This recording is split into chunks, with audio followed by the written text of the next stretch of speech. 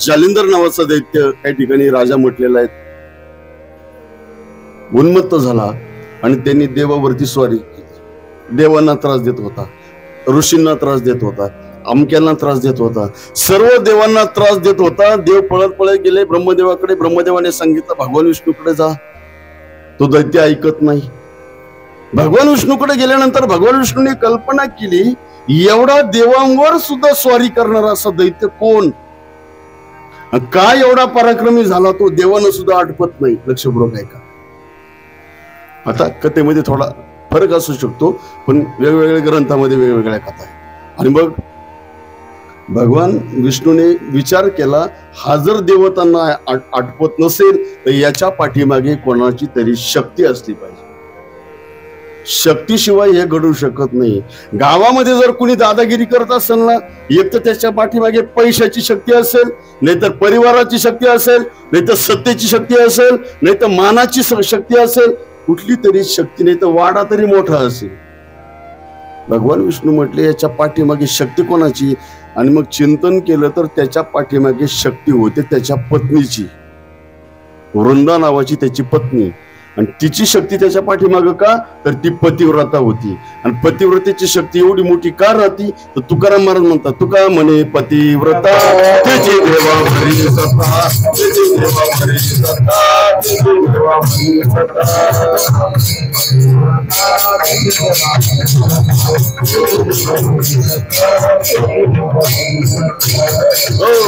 जीवनामध्ये जर व्रत असेल ना तर अंगामध्ये ती ताकद येत असते. कुठलं तरी व्रत असावं. ज्याच्या जीवनामध्ये व्रत नाही, तुकाराम महाराज म्हणतात, माऊली सुद्धा हरिपाठामध्ये लिहितात, नित्यनेमन आम्ही माणसं काय पशु काय. त्या शास्त्रामध्ये एक श्लोक आहेत, एशम न विद्या न तपोनदानम न चापी शीलम न गुणे न धर्म ते मरते लोके भूमिभार भूता मनुष्य रूपेन मृगशरंती. मृगशरंती म्हणजे पशु. विठ्ठल विठ्ठल.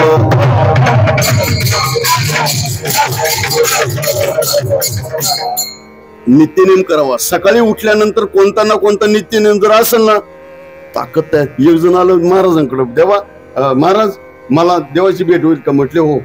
काय करावं लागेल. म्हटले माळ घाल. म्हटले नाही, माळ नाही घालता यायचं, ऑफिसला जावं लागतं इन करून. म्हटले मग एक काम कर, गंध लावत जा. म्हटले ते नाही जमणार. म्हटले एक काम कर, कीर्तनाला प्रवचनाला येत जा. म्हटले वेळच नाही. म्हटले मग काकड्याला तरी येत जा. म्हटले सकाळी उठलंच होत नाही. अरे मग काकडा, हरिपाठ, कीर्तन, माळ नाही, गंध नाही, कसं काय देव भेटेल. याच्यापैकी काहीतरी नित्यनेम करावाच लागेल ना. आता ते महाराज खमंगच होते, त्यांनी सांगितलं याच्यात एकही जमत नाही. म्हटले नाही. आणि तुला देवाची भेट. म्हटले हो. मग एक काम कर, याच्यात जर तुला काही जमत नसेल, तुझ्या गल्लीमध्ये कोणी वारकरी आहे का. म्हटले हो. कोण आहेत. म्हटले कुंभार बाबा. म्हटले एक काम कर, सकाळी उठलं, कुंभार बाबा गंध लावतात का. म्हटले हो. सकाळी उठलं का तुला एकच नित्यनेम, कुंभार बाबाचा गंध पाहायचा आणि तिथून पुढं कामाला सुरुवात तुझ्या. आणि तेवढा एकच नित्यनेम 6 महिने नित्यनेम केला. एक दिवस काय झालं, कुंभार बाबा पहाटेच माती आणायला गेले रानात निघून.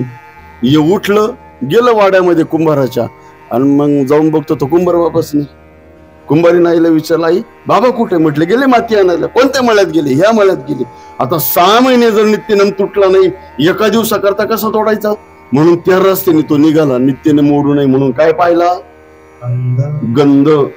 आणि मग पहाटेच कुंभार बाबा एका खड्ड मध्ये माती उकरत होते. माती उकरता उकरता माती उकरता उकरता त्या मातीमध्ये काय सापडला, हंडा. कशाचा हंडा होता तो.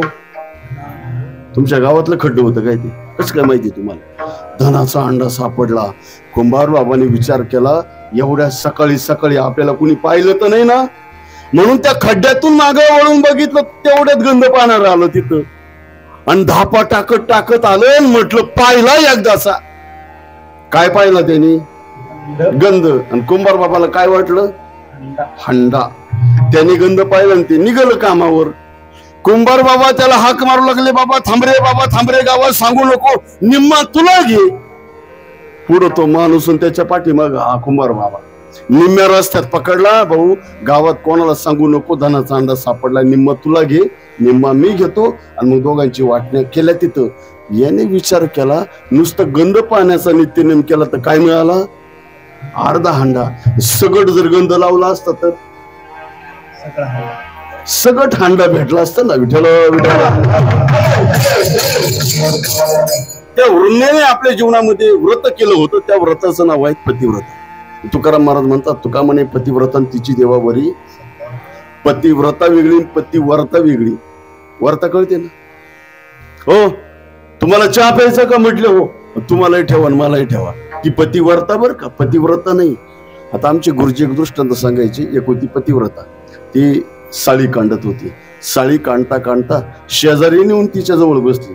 साळी कांडत होती, दुपारची वेळ होती. कांडता कांडता तिचा पती, पतिव्रतेचा, साळी काढणारी पतिव्रता होती, तिचा पती जंगलातून आला आणि दारामधूनच तिला पाणी मागितलं, मला पाणी आण. ती साळी कांडत होती, मुसळ गेलं वर आणि तेवढ्यात त्यांनी पाणी मागितलं. तिनं ते मुसळ वरच सोडलं, पाणी आणायला गेली. मुसळ वरच थांबलं. हे कोणी पाहिलं? शेजारीने त्या मुसळाकडे पायी तिच्याकडे पाहत होती, मुसळाकडे पाहत होती, तिच्याकडे पाहत होती. पाणी दिलं पतीला, पुन्हा येऊन कांडायला बसली. वर गेलेलं मुसळ धरलं, कांडायला सुरुवात केली. कांडता कांडता शेजारणीने विचारलं, का ग तुझं माहेर बंगालचं आहे का? म्हटले नाही. तुझं माहेर ओडिसाचं आहे का? म्हटले नाही. म्हणजे मुसळ वर तुला काय बाहेरचं येतं का? म्हटले नाही. म्हणजे मुसळ वर कस का राहिलं? म्हटले अगं त्याचं असं आहे, पतिव्रतेचा पतीची सेवा केली का ही ताकद तयार होते. म्हटलं का ग मी होईल का पतिव्रता? म्हटले मग तू पण होशील. आता पतिव्रता व्हावं लागतं का असावं लागतं? असावं लागतं. ती घरी गेली, तिचा नवरा झोपलेला होता बाजेवर. गेल्या गेल्या त्याला उठवलं, उठ. उठणे असेल म्हटली, उठा म्हटली असेल, उठा जा मळ्यामध्ये. पण एक गोष्ट लक्षात घ्या, मळ्यातून अर्ध्या एक तासाने या. भर उन्हाळ्यामध्ये ती वावर नांगरून ठेवले, आता मळ्यात जायचं काही कारण? मी सांगते ना मळ्यात जा. गेलं ते मळ्यात, पण एक गोष्ट लक्षात ठेवा, बरोबर 2:30 वाजता घरी यायचं. मी मुसळ साळ काढत राहील. साळ काढता काढता माझं मुसळ वर गेलं, तेव्हाच पाणी मागायचं. काय करायचं? आता ते गेलं मळ्यामध्ये, काही काम नाही धाम नाही, बायकोनी पाठवलं, गेलं मळ्यामध्ये. मळ्यातून बरोबर 2:30 वाजता घरात आलं, दरवाजात आलं. पाणी म्हणायचं तर मुसळ खाली यायचं, पाणी म्हणायचं. कसा तरी त्याने नियम पकडला, मुसळ वर गेलं, त्याने पाणी मागितलं, तिनं दिलं सोडून. काय झालं? आवाज नाही ना आला, असा आवाज आला. टेंगुळ आलं कपाळाला, माझ्याकडे काय पाहत्या? विचार.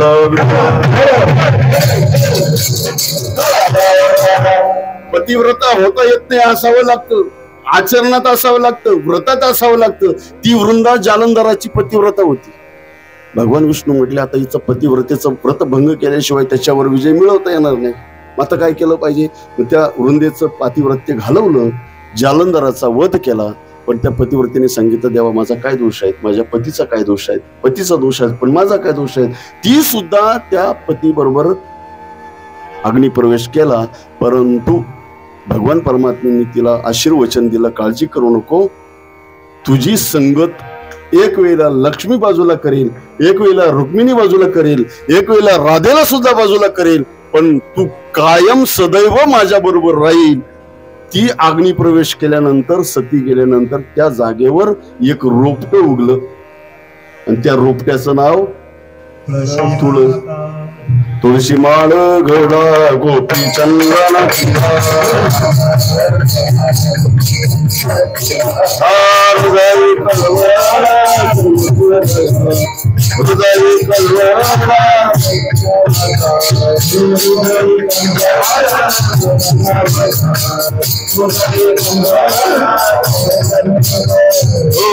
तेव्हापासून भगवान परमात्म्याने तिचा अंगीकार केला. एक वेळेला काही असेल नसेल, पारिजातकाचं फुल असेल नसेल, कमंडलू असेल नसेल, आमका असेल नसेल, परंतु गळ्यामध्ये पवित्र तुळशीची माळा, गळ्यामध्ये तुळशीचे हार भगवान परमात्म्याच्या गळ्यात नाही, असं कधीच होणार नाही. तेव्हापासून या तुलसी विवाहाचा प्रथा म्हणा, प्रसंग म्हणा, या कीर्तनाच्या माध्यमातून सांगण्यात येतो. आजपासून तो विवाह सोहळा चालू झालेला आहे. आपल्या जीवनामध्ये सुद्धा एक व्रत धारण करावं. तुळशी हे पवित्र रोपट आहेत, पवित्र वनस्पती आहेत. शास्त्रज्ञांनी सुद्धा त्याचा शोध लावला. इतर वनस्पती दिवसा ऑक्सिजन देते आणि रात्रीचा नायट्रोजन किंवा कार्बन डायऑक्साईड देते, पण एक मात्र अशी वनस्पती ती रात्रीचा सुद्धा ऑक्सिजन देते, तिचं नाव तुळस. विठ्ठल विठ्ठल.